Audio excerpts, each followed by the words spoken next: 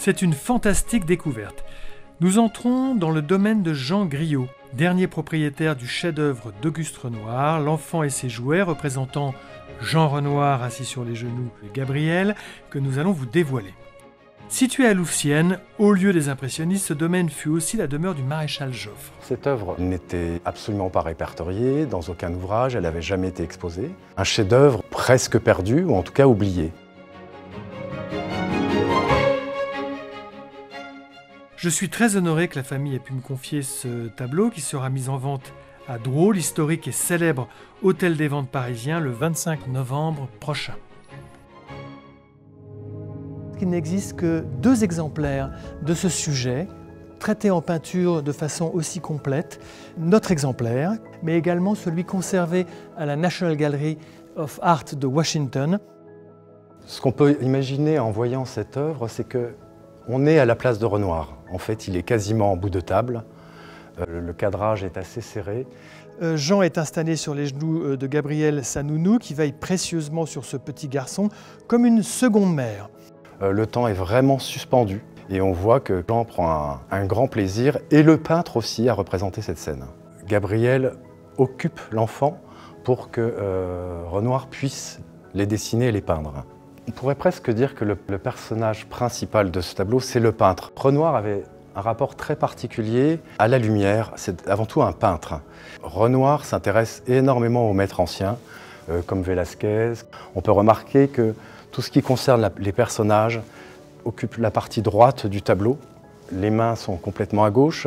Il y a des lignes de force qui sont reprises de la table, qui suivent les épaules, puis le haut des crânes. Ce qu'il a appris peut-être des maîtres italiens, c'est créer cette espèce, que Rubens a repris aussi, de sfumato. C'est pour ça que c'est intéressant que les personnes puissent voir ce tableau de près et se rendre compte que vous avez quasiment toute une ligne qui entoure les sujets et qui crée un effet extrême de volume, comme si Renoir était repassé pour flouter les bords. Cette peinture est également très importante pour sa provenance. Elle vient directement de l'atelier de Pierre-Auguste Renoir, qu'il avait installé à Louvciennes chez Jeanne Bodot. Jeanne Bodot est sa grande amie, mais également sa seule élève. Jeanne Bodot l'a conservée après le décès de Renoir dans ses collections et l'a transmise à Jean Griot, qui était son fils spirituel. Il arrive dans la vie de Jeanne Bodot au bras de sa mère, qui a été recrutée par les Bodot pour devenir gouvernante. Jeanne Bodot, qui n'avait pas d'enfant, a éduqué le petit Jean Griot. Il est d'abord très jeune rentré dans la résistance auprès du général de Gaulle en Angleterre. À la fin de la guerre, il entre au Figaro. Il finit par devenir rédacteur en chef et directeur du Figaro jusqu'en 1975. L'enfant et ses jouets symbolisent l'attachement de l'enfant Jean Renoir à sa mère protectrice, Gabrielle. Gabrielle avait tout ce qu'il fallait pour être peinte.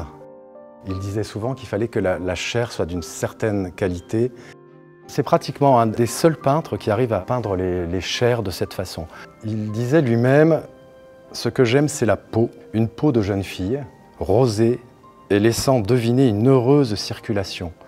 Ce que j'aime surtout, c'est la sérénité. » À la mort d'Auguste Renoir, Gabrielle a épousé un Américain, elle a quitté la France, donc elle est partie vivre aux États-Unis.